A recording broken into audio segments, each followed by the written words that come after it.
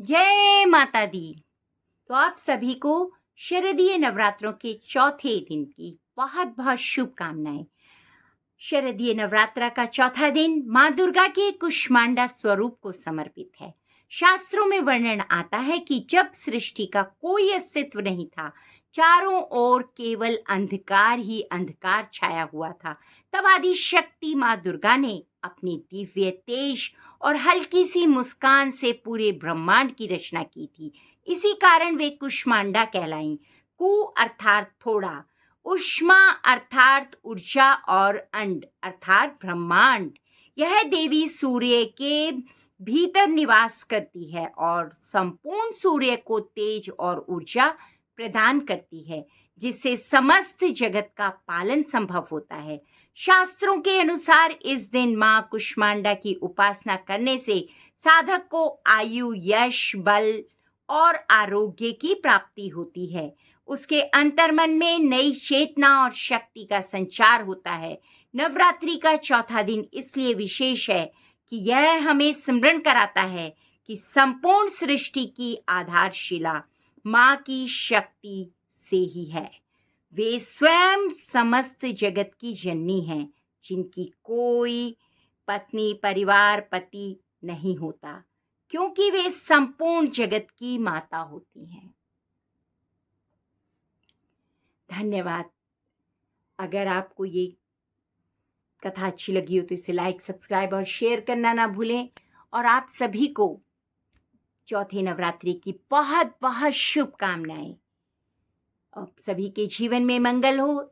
इसी के साथ हम आज आपको एक और बहुत ही सुंदर कथा सुनाने जा रहे हैं। माँ भुवनेश्वरी, संपूर्ण सृष्टि की अधिदात्री शक्ति। नवरात्रि केवल शक्ति की आराधना का पर्व नहीं, बल्कि यह दिव्य ऊर्जा को अनुभव करने का अवसर है, जिससे संपूर्ण ब्रह्मांड का संचालन किया जाता है। ऐसी ही अद्भुत और गूढ़ शक्ति है माँ भुवनेश्वरी।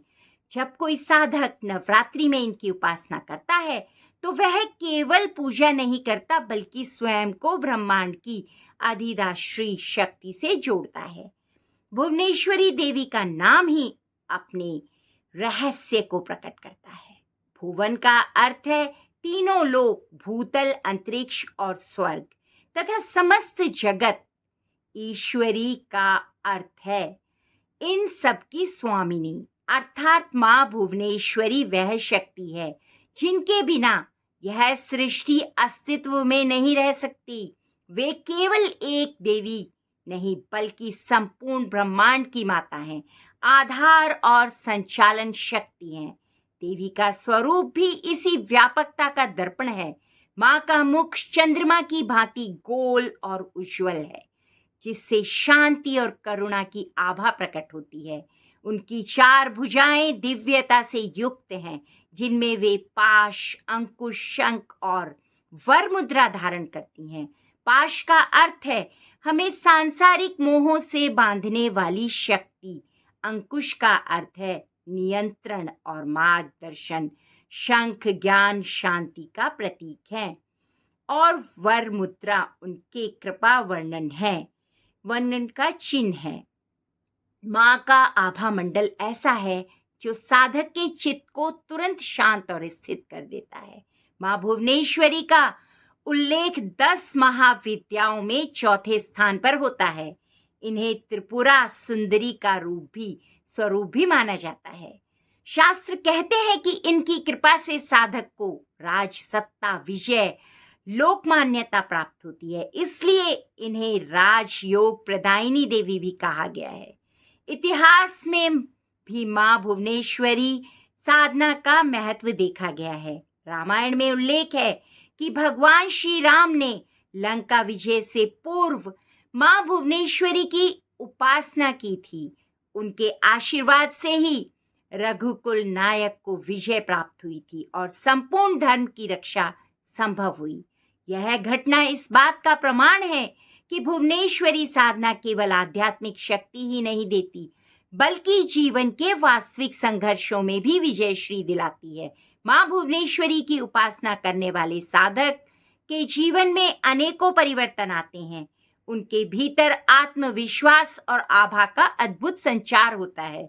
उनकी वाणी प्रभावशाली बनती है, जिससे वे दूसरों को सहज ही प्रभावित कर सकता है। जीवन के कष्ट और बाधाएं धीरे धीरे दूर होती हैं। घर परिवार में स्थिरता आती है। घर परिवार में स्थिरता आती है और समृद्धि का मार्ग प्रशस्त होता है। सबसे संपूर्ण बात यह है कि साधक के भीतर गहन मानसिक शांति और स्थिरता का अनुभव होता है।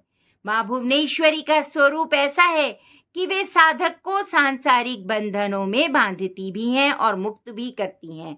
वे शक्ति हैं जो मोह भी देती हैं और उसी मोह से उबरने का सामर्थ्य भी रखती हैं। इसी कारण से भुवनेश्वरी साधना अत्यंत रहस्यमयी और अद्भुत मानी गई है। हमारे मार्गदर्शन में माँ भुवनेश्वरी की साधना करने के इच्छुक हैं तो हमारी कथा को लाइक, सब्सक्राइब और शेयर जरूर करें। जैसे पावन अवसर पर माँ भुवनेश्वरी का स्मरण करना मात्र भी साधक के जीवन में सौभाग्य और शांति लाता है। यह स्मरण हमें याद दिलाता है कि यह संपूर्ण सृष्टि केवल संयोग नहीं बल्कि एक अद्भुत शक्ति का विस्तार है और माँ शक्ति है माँ भुवनेश्वरी। तो अगर आपको ये कथा अच्छी लगी हो तो इसे लाइक, सब्सक्राइब और शेयर करना ना भूलें। धन्यवाद आप सभी को माँ भुवनेश्वरी की कथा सुनने के लिए, माता के चौथे रूप की जानकारी के लिए। आप सभी व्रत को पूरी श्रद्धा और भाव से करते रहिए। फिर देखिए माँ भगवती आपके जीवन को कैसे खुशहाल बना देती हैं। इसी कामना के साथ, माता रानी का आशीर्वाद के साथ सभी भक्तों को मेरा प्रणाम और सभी अपनी हाजिरी लगाएंगे और कमेंट्स में लिखेंगे जय माता दी, जय कुष्मांडा माँ। धन्यवाद।